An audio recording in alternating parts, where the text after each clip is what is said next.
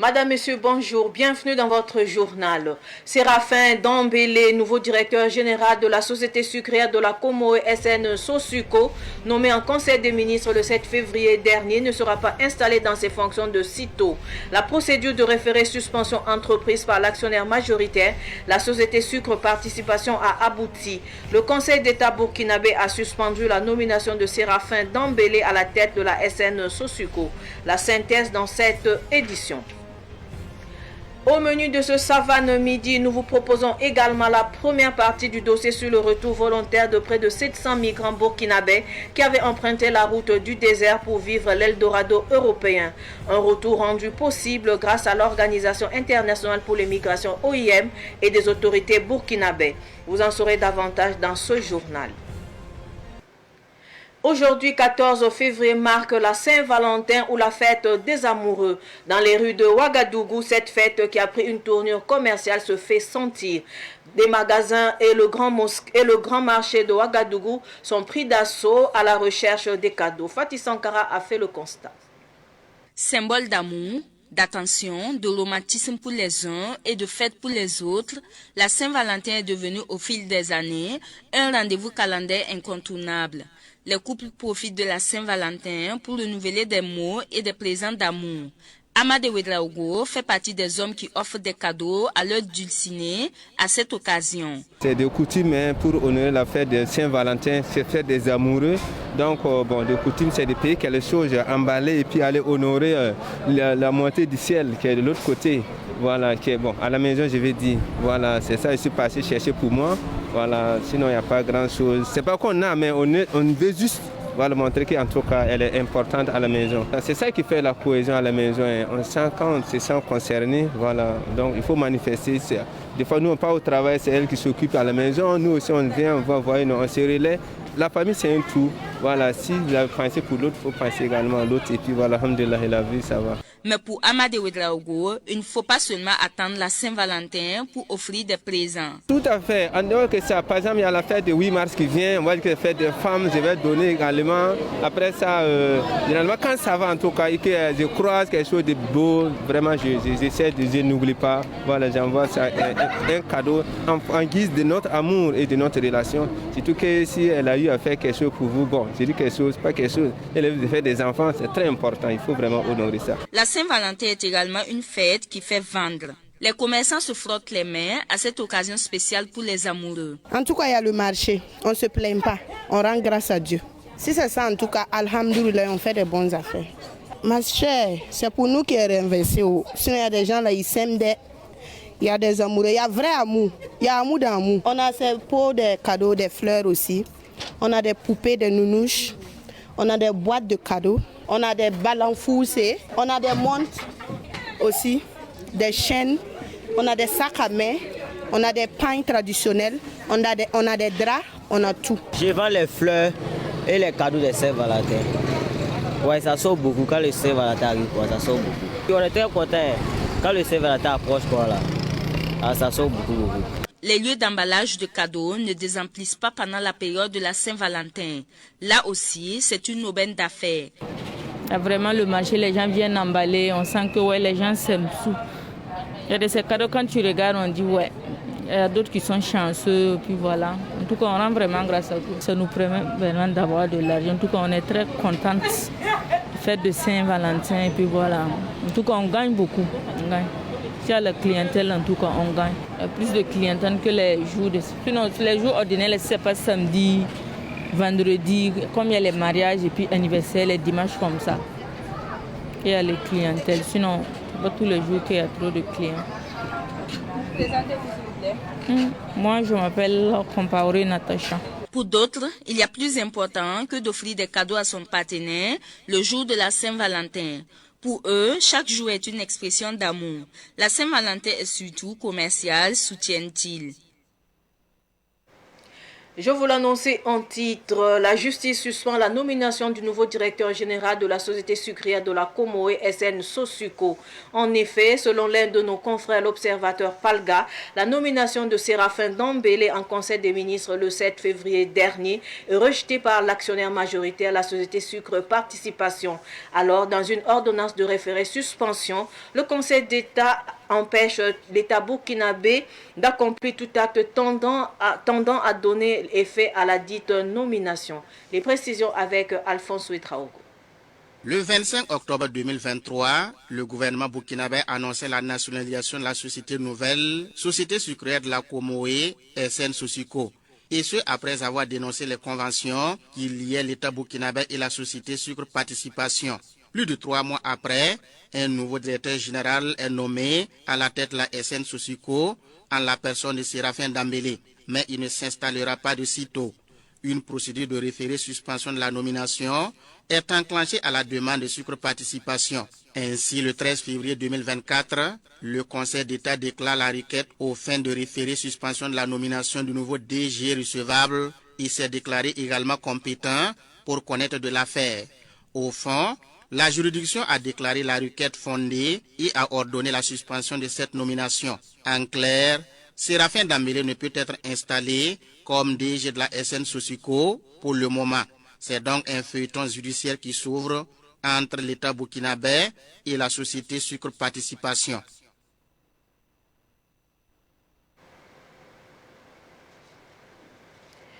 600 femmes de 6 régions du Burkina Faso bénéficieront les jours à venir de formations en tissage et teinture. Une initiative de la Chambre des métiers de l'artisanat du Burkina Faso. Le lancement de la formation a eu lieu lundi à Ouagadougou. Daouda Yameogo, reportage. Cette formation, qui sera dispensée par des experts renommés dans le domaine, couvrira une gamme variée de compétences allant des techniques traditionnelles aux pratiques innovantes. Selon la formatrice Nooli Dembega, cette formation va permettre aux participantes de diversifier leur offre sur le marché. Elles vont apprendre la teinture et après la teinture, c'est le tissage. Voilà. Parce qu'il y en a qui ne connaissent pas du tout comment on fait la teinture. Alors qu'aujourd'hui, le marché, il faut des jolies couleurs. Si vous ne connaissez pas la teinture, pour faire les pagnes tissées qui vont vraiment attirer et sortir, c'est un peu difficile. L'initiative a été possible grâce à la Chambre des métiers de l'artisanat du Burkina Faso, en collaboration avec le projet Pro-Coton de la GIZ. Pour la présidente de la CEMABF, ce sont plus de 6 000 emplois qui seront créés à l'issue de cette formation. C'est un plus dans ce secteur, c'est pour dire ces 600 emplois qui se créent en plus. C'est un renforcement de capacité qui se crée. C'est aussi le changement positif des vies de familles qui se présentent. Donc en ce sens, aujourd'hui, c'est un sentiment de joie pour le début de cette session à former 600 personnes dans 6 régions. Et en tout cas, ma joie est grande en ce sens. La boucle du Mouhoun, les hauts bassins, l'Est, le centre-sud, le centre-ouest et le centre sont les régions bénéficiaires de cette formation. Formation toujours. L'association Compassion Vie pour l'enfance organise du 12 au 15 février une formation en saponification au profit des personnes déplacées internes. La prise de contact s'est faite ce lundi au quartier Pissi de Ouagadougou. Le compte rendu de Samuel Moko.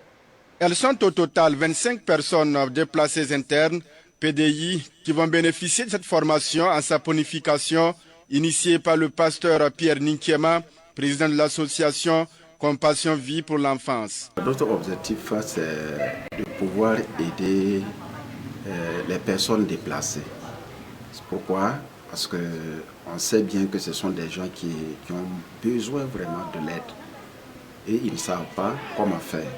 Donc c'est pour cela que notre association a initié cette formation, fabrication de savon Kavaku et Coco Donda, pour pouvoir les aider, pour qu'eux aussi puissent pouvoir faire quelque chose, un travail pour pourvoir à leurs besoins.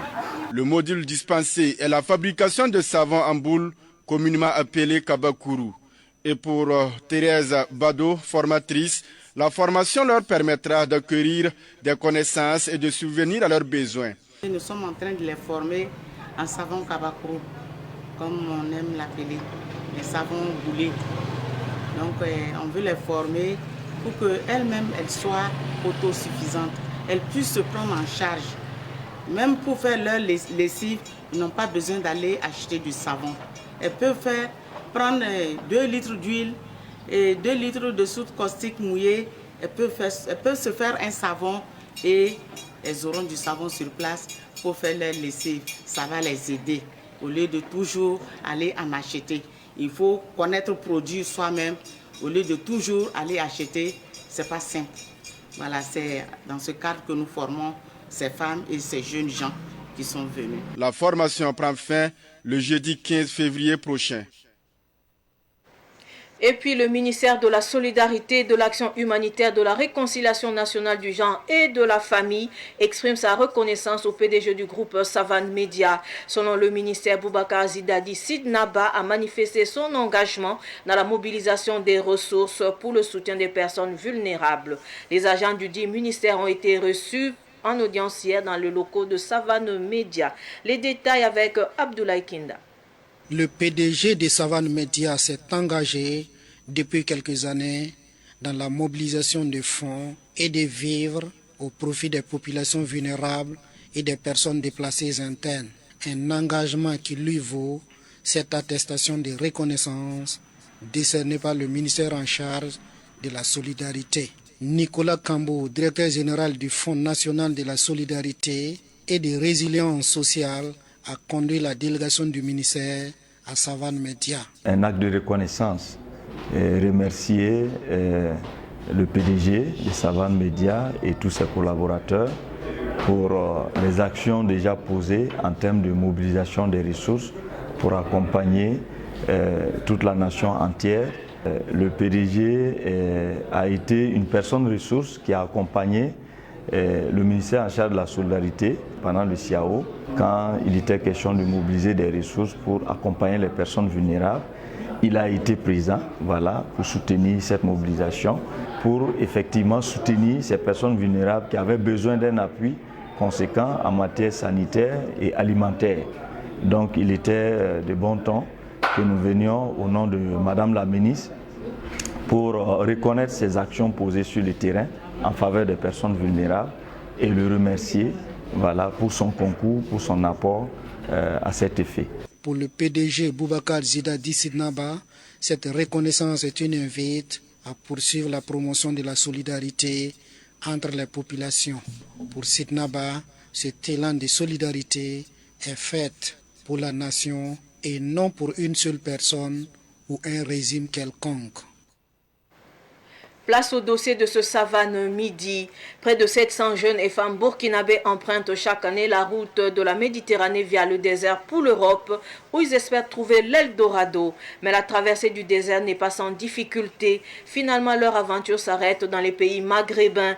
Et grâce à l'Organisation internationale des migrations et des autorités burkinabées, ces migrants burkinabés reviennent de façon volontaire au pays. Le retour des migrants, un dossier signé Sibline Enkelcé. Bon, on est quitté ici parce que souvent, si tu es un ami, un jeune comme l'âge 30, 20 comme ça, tu as un ami qui a pu traverser là-bas. L'arrivée en Europe, il ne dépasse pas 2 ou 3 mois. Et il commence à construire 20 tonnes, 25 tonnes. Bon, c'est ça qui nous a fait quitter. Voilà, parce que nous, on croyait que là-bas est mieux que d'ici. Tout comme ce jeune Burkinabé, ils sont nombreux les jeunes filles, mineurs, adolescents et adultes entre 10 et 30 ans qui quittent le pays à la recherche du bien-être en Europe. Ces derniers tentent l'aventure en bravant tous les dangers possibles, mais par manque de moyens financiers, ils empruntent la route de la Méditerranée, destination l'Europe. Quand on est quitté ici, on a tout vendu pour aller en Algérie. Donc j'ai pris ma moto pour vendre celle de mon mari, puis on a tout vendu. J'étais avec mon mari. Et le fait, le problème qui a fait que nous avons quitté le pays, bon, déjà on a entendu l'Europe, on a envie de l'Europe. On a envie de l'Europe, les moyens nous manquent. On a essayé de frauder pour entrer en Europe. Et malheureusement, ça n'a pas marché. Des vends poissons braisés.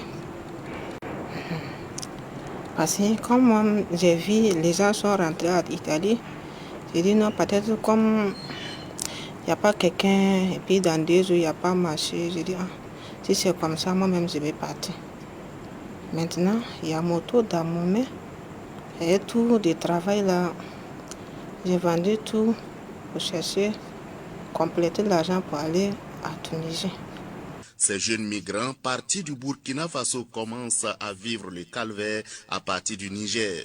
Ils traversent le désert où les conditions de vie sont difficiles. À pied, ils rallient l'Algérie, la Tunisie ou parfois la Libye. Nous, on marche à Tébessa, on marche à pied. On vous ramasse avec une véhicule là-bas. On partait vous déposer un coin, donc ça reste avec Kassrine et un autre village de Tunisie, Kassrine. Bon.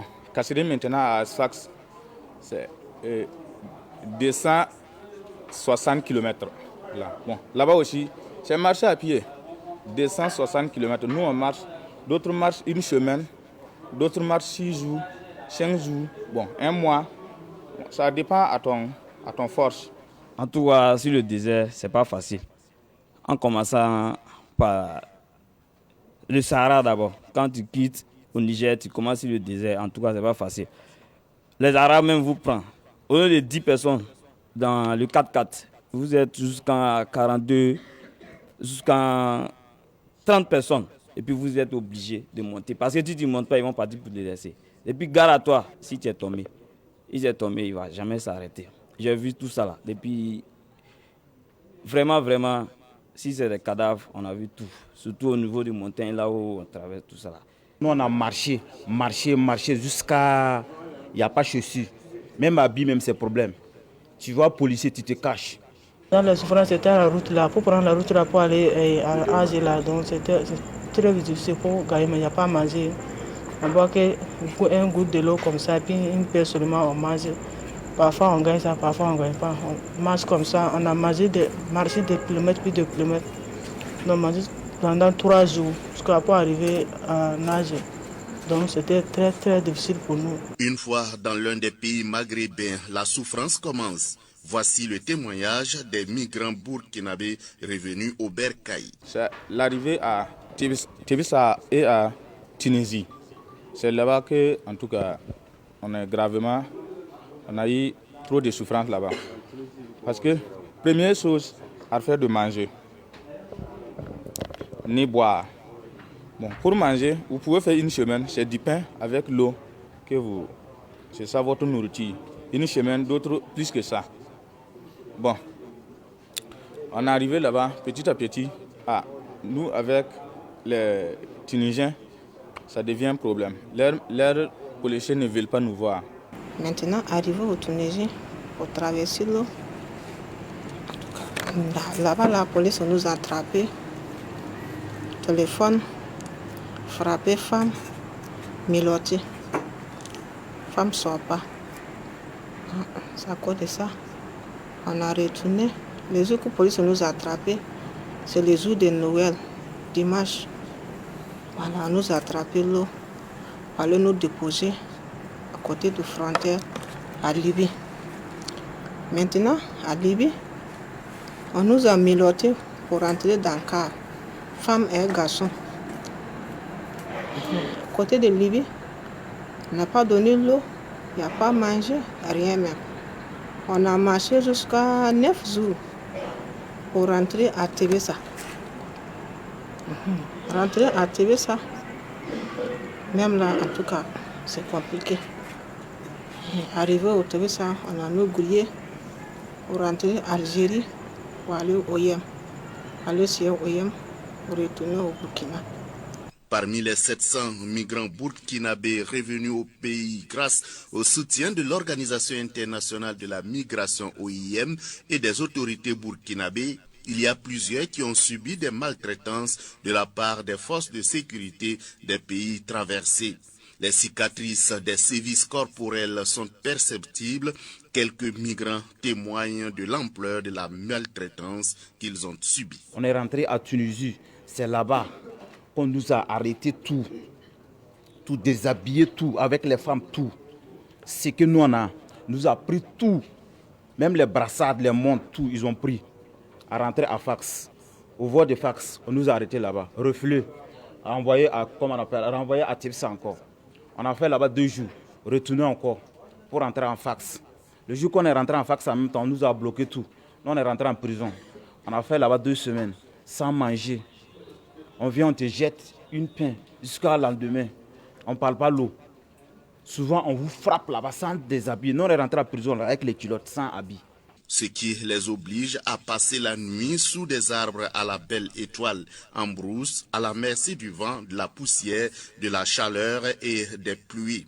Ceux qui dorment dans les maisons inachevées ou sous des tentes sont chaque fois raflés et emprisonnés. Leurs demeures sont aussi détruites. On nous a maltraités là-bas jusqu'à 1 semaine. On nous a fait sortir. On est rentré à la forêt. À la forêt aussi, toujours, les policiers, ils nous chassent, il n'y a pas coin pour dormir, il y a froid. Même souvent, même pour tu fais appel, on t'envoie l'argent, petit l'argent, pour que tu manges, tu attends ton beau-ça.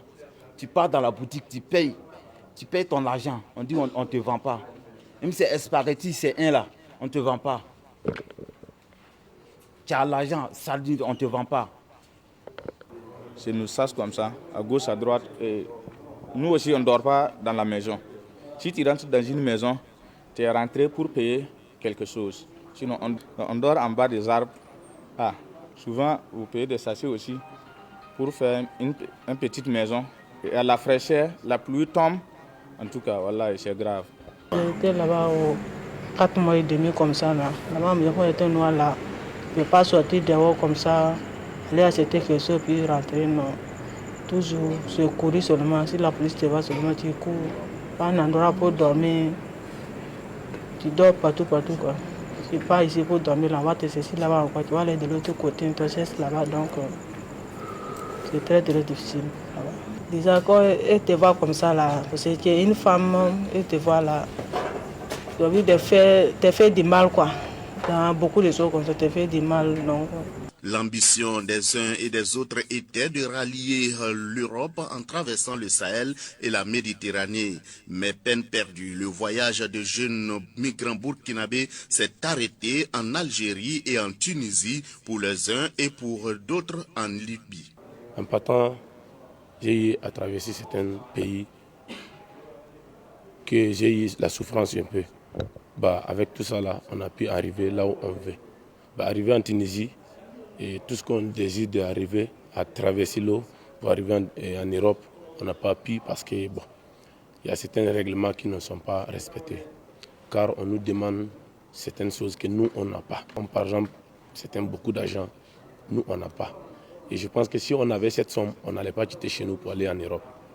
Voilà. Et arriver là-bas, souvent nos papiers, tu as jour, mais ça ne marche pas. Voilà, parce que tu n'es pas dans ton pays natal. Donc, en partant, on part plusieurs personnes, c'est disparu. On nous ramasse, on part nous aider dans certains pays que nous, on ne souhaite pas. Souvent, on te prend à Niger, on t'envoie directement à Libye. C'est même pas en ville, on te dépose même dans une désert au fait. Il n'y a rien, ni l'eau, ni à boire, ni à manger. Donc on souffre tellement d'une façon qu'on ne peut même pas. C'est compliqué à expliquer à quelqu'un. Actualité CAN 2023 pour clore ce journal. Après la brillante victoire des éléphants de Côte d'Ivoire à la CAN 2023 le dimanche dernier, les Ivoiriens ont continué à célébrer cette 3e étoile africaine à leur maillot. Et les Burkinabés vivant à Abidjan ont accompagné les Ivoiriens dans cette célébration. Ruben Wilson Kodjo a tendu son micro à quelques-uns d'entre eux. C'est vrai, je suis Burkinabé d'origine, je vis à Abidjan. Je suis devenu en un mot un Ivoirien aussi. La victoire était vraiment une immense joie pour nous, surtout plus les Burkinabés de diaspora. C'est une joie et nous vivons depuis hier. Je peux même depuis le lancement de cette CAN, nous sommes dans la joie et le Dieu a exaucé notre prière. Surtout à nous qui sommes diaspora burkinabé qui sommes au moins 2 identités. Nous avons 2 équipes potentielles que nous avons déjà postulées depuis au début de cette CAN. Il y a des talents et puis il y a des élections. Mais vous savez, dans la vie, chacun a sa chance. C'est vrai, ça nous reste un mauvais souvenir. Tous les étalons n'ont pas pu avancer devant et notre deuxième équipe a été sacrée champion d'Afrique. C'est ça qui est important. C'est super. Mais bon, vraiment magnifique. La Côte d'Ivoire, vraiment une réussite parce que l'organisation, c'est